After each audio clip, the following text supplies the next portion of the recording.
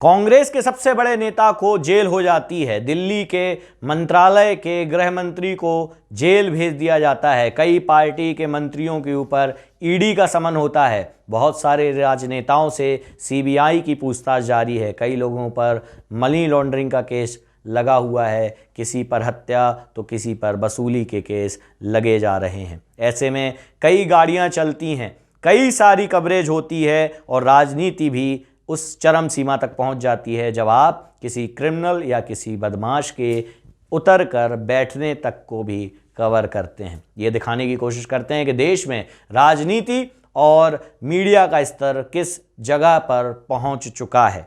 भारतीय राजनीति कौन सी करवट लेने जा रही है। जन कल्याण और गरीबों से भले का उद्देश्य तिरोहित किया जा रहा है।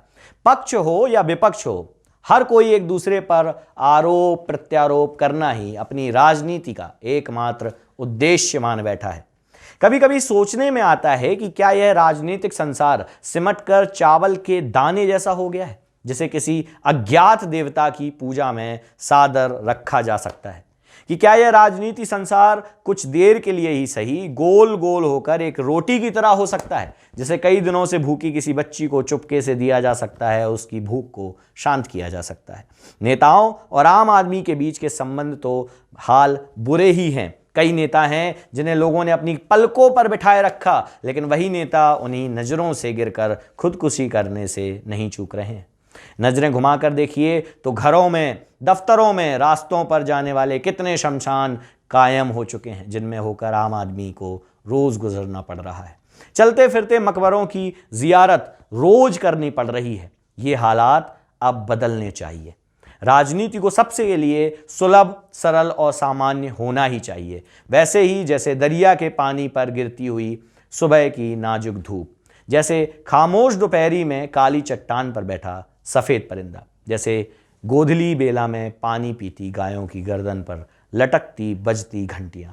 आज तो आम आदमी राजनीति से तौबा करता फिर रहा है और नेताओं से खौफ खाता फिर रहा है। नेताओं और आम आदमी के रिश्तों पर एक दंत कथा बड़ी मस्त है, जो कुछ इस तरह की है।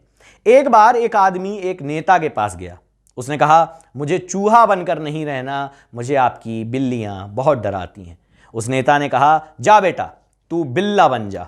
वो बन गया बिल्ला और फिर उसे कुत्तों से डर लगने लगा। नेताजी ने समाधान सुझाया, जा बेटा अब तू शिकारी कुत्ता बन जा। वो बन गया, लेकिन अब शेर का खौफ सताने लगा। नेताजी के पास फंडों की कमी नहीं थी। फिर कहा, आजा बेटा शेर बन जा। अब शेर बनकर जीवन भर डर लगता है कि नेताजी कहीं वापस चूहा ना बना दें।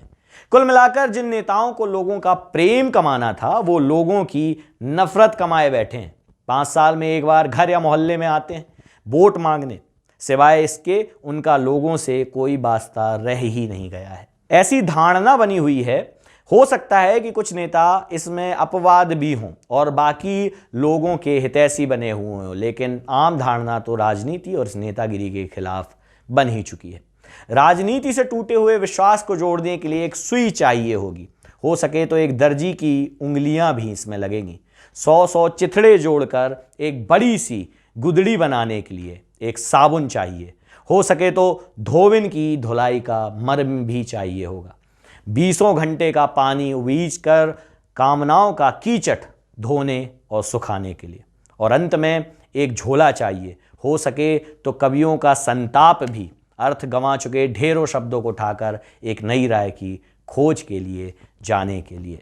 राजनीति का ये विकराल रूप जो देश में देखने को मिल रहा है, वो कई मायनों से अब प्रकट भी होता चला जा रहा है। आप लगातार देख रहे हैं कि जिस प्रकार की राजनीति हमारे अब देश में हो रही है, ऐसी कल्पना जब संविधान का निर्माण हमारे पूर्वजों ने या हमारे पूर्व के महापुरुषों ने किया था, तो इस प्रकार के देश की कल्पना तो शायद नहीं की थी। रामनवमी का अवसर है, राम राज्य की बात की जाती है। राम के राज्य में जो मंत्री हुआ करते थे, जो संतरी हुआ करते थे, वो लोगों की भलाई के लिए काम करते थे। ऐसा आज भी होता है, लोगों की भलाई के लिए काम किया जाता है, लेकिन पहले खुद की भलाई। खुद का पेट भरेगा तो नेताजी ये सोचते हैं कि हमारा पेट भर जाएगा तो दूसरों का पेट हम आसानी से भर देंगे। लेकिन क्या ऐसा होता है? क्या राजीव गांधी का वो बयान कि मैं यहाँ से 10 रुपए छोड़ता हूँ तो पहुँचते पहुँचते 1 रुपये बचता है, क्या वो इस समय सही होता दिखाई दे रहा है? क्या राजनीति से लोग डरने लगे हैं? क्या अपने नेताओं से लोग डरने लगे हैं? क्या सोशल मीडिया पर कुछ लिखने से डरते हैं, कुछ बताने से डरते हैं, कुछ पढ़ने से डरते हैं, कुछ पूजा करने से डरते हैं, कोई नमाज पढ़ने से डरता है? और इसी डर की राजनीति को देश ने जकड़ लिया है। इस डर की राजनीति को किस प्रकार से ख़त्म किया जाए, ये हमको और आपको मिलकर बैठकर सोचना होगा, समझना होगा और इस राजनीतिक खेल को ख़त्म करके देश को फिर से विकास के मार्ग पर अब चलाने की ज़रूरत है। ऐसे ही वीडियोस को देखने के लिए देखते रहें नज़र टुडे। वीडियो अच्छा लगे लाइक करें, शेयर करें और सब्सक्राइब करें अपने फ्रेंड्स और फैमिली के साथ। बहुत बहुत धन्यवाद।